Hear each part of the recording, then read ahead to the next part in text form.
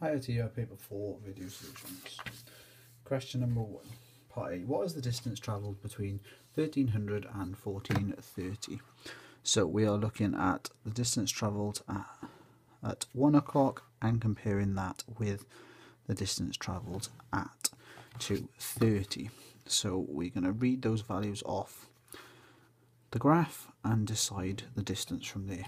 So there are 1, 2, 3, 4, 5 squares with 20 spaces, so each square is with 4.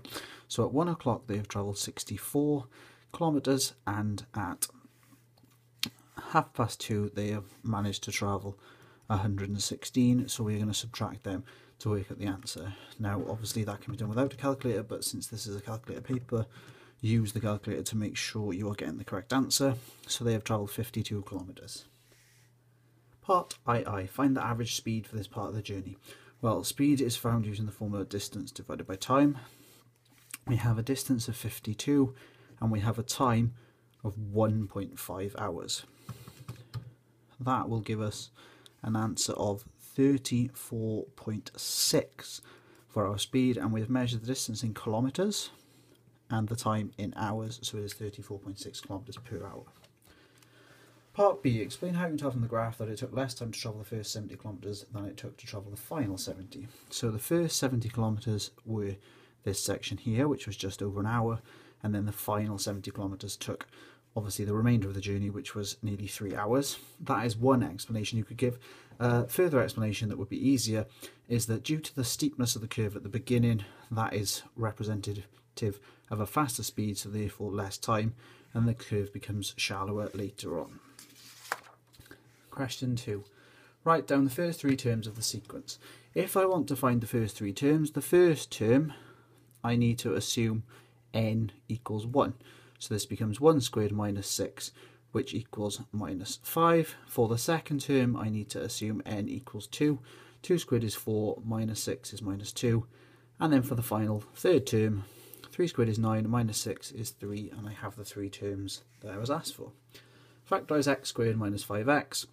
There are no numbers common, however there is an x in both parts, so we can take x out as a common factor, and then I'm going to need x in the bracket to create the x squared and a minus 5 to produce the minus 5x. Factorise this one. Common factor, this time there are no letters that are a common factor, however in the numbers we have a common factor of 120, which will leave us with 2y minus 3 in the bracket. Make sure you always pick the highest number that goes into both, because anything else would only be a partial factorisation, and that will not get you the full marks. Solve this equation, expand the bracket first to get 12x minus 44 equals 40. So 12x equals 84. Take this over and add, because it's subtracting that side. So x equals 84 divided by 12. So x equals 7. Part E. This is a common question that is done poorly. The most common thing that people do here is they do 45 times by 5 to get the answer. However, that is not correct. What we are saying here is that 45 divided by something equals 5. So because the x is on the bottom, we are going to have to take the x up over there, and it will become multiplying, and this 5 can be replaced underneath as a division. So we end up with 45 divided by 5 equals x. So 9 equals x. Question 3, part A. First question really where the calculator is necessary. The reason this question is put in is to test your use of the calculator and to make sure that you are putting brackets in at the correct time. Without brackets in this question, the calculator will follow BODMAS exactly, and it would then do this division here before the subtractions happened. However, obviously with the question laid out on the page the way it is, the subtraction needs to be done before the division. And when that goes in on the calculator, you get the answer 0.7176 and lots more numbers. 2 decimal places means we have 0.72 as the final answer. Part B. A trader sells a table for £45 excluding tax. Given that tax is charged at 18%, calculate the price charged for the table. So use the formula new amount is equal to the original amount times by the multiplier. Now in this case, the new amount is what we are trying to find. So we are looking to find that. The original amount is £45. We need to multiply this by the multiplier. Now the multiplier will be what percentage of the 45 will they have at the end. Well, they will have all 100% of the initial 45. They will also then have this 18% tax added on, which gives us 118% altogether. This we're going to convert to a decimal to be 1.18, and then we are simply going to type 45 times 1.18 into the calculator, and we come up with the new amount of £53.10 for the final bill. Part C. Kim bought a scooter for £1,600 on the 1st of January. Every year it depreciates by 8%. Find the value on 1st of January 2012. We are going to use the exact same formula. This formula will work for any percentages question, just requires slight changes depending on the nature of the question. This time, because we are looking at over a period of time, the multiplier needs to be raised to a power of however many years we're talking about. Again, we are looking for the new amount. The original amount this time is the 1,600 for the scooter, and the multiplier, they start with the 100% value of the scooter, and it's going to lose 8% because it's depreciating. Takes us down to 92%, which as a decimal is 0.92. We are, however, going to raise this to the power of 2 because we are looking at over a period of 2 years. And again, we can just times those numbers together on the calculator, and we find that the scooter will be worth £1,354.24 after those 2 years. Question number 4. The exchange rate for buying Canadian dollars is $1.64 for £1. Caris only has £700 to exchange. So, if she wants to change £700, we must multiply that by 1.64 to find how many dollars she can have. 700 times 1.64 gives her a total of $1,148. However, the lowest Canadian dollar note the Exchange Bureau has are $50 notes. That means actually she can only have $1,100 because they can't get the 48. So how many can she buy? She can buy 1,100. That answers the first part of the question. How much will this cost her?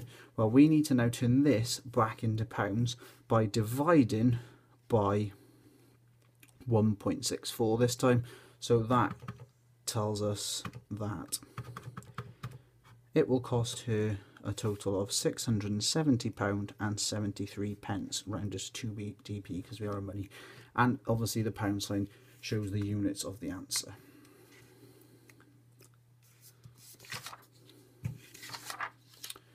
Question 5. Calculate an estimate for the mean length of these fish. Very traditional, common question on the calculator paper. We need the midpoint column. So the midpoint of 4, 8 and 0 is 4. Midpoint of 8 and 16 will be 12, and 16 and 24 will be 20. We then need to multiply each midpoint by frequency. So we find 60, 804 and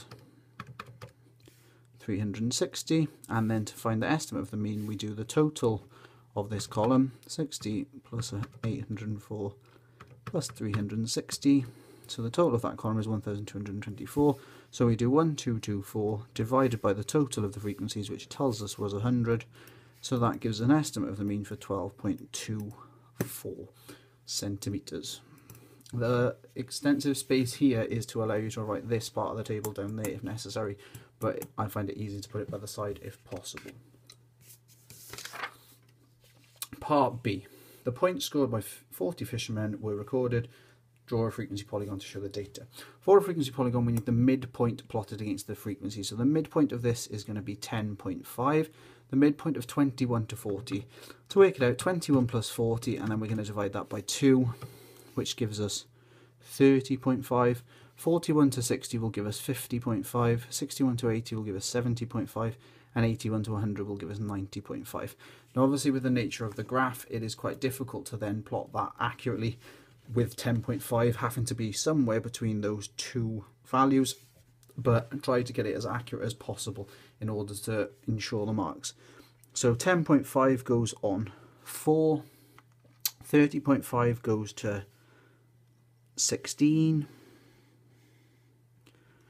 50.5 goes at 12, 70.5 even goes at 6, and then we have 90.5 at 2, and with a frequency polygon we join each point up one by one using a ruler and straight lines. It is not necessary to go through the origin or to join these 2 points up to create the polygon. that is an absolutely acceptable answer. Question 6. Calculate the circumference of a circle with radius 7.2. Circumference of a circle is found by pi times diameter. If we're given the radius, we need to double that to work out the diameter, so that will be 14.4, and then the circumference will be, obviously using the calculator, pi times 14.4, which is 45.24 to 2 decimal places. Centimeters. If they ask for an appropriate degree of accuracy, 1 decimal place, 2 decimal places, or whole numbers is acceptable, but always state which degree of accuracy you've gone to make sure you get the marks. Area of a semicircle with a diameter of 44.8. Well, the area of a whole circle is pi r squared, so if I want a semicircle, I'm just going to divide the answer by 2. So pi times, and again, if we're given the diameter, we're going to have to half it to find the radius, which is 22.4 squared divided by 2 for the area of the circle.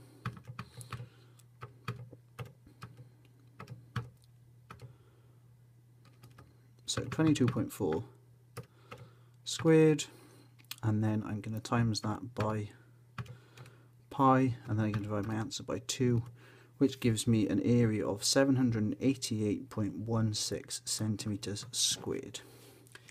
Area of a trapezium is found by using A plus B divided by 2 times by H. A and B represent the two parallel sides of the trapezium, and H represents the distance between those parallel sides. So we have 8.2 plus 12.8 divided by 2 times 7.6. Again, take advantage of using the calculator on this question. 8.2 plus 12.8. Divide that by 2 and then times your answer by 7.6. And you find that the area is 79.8 centimeters squared.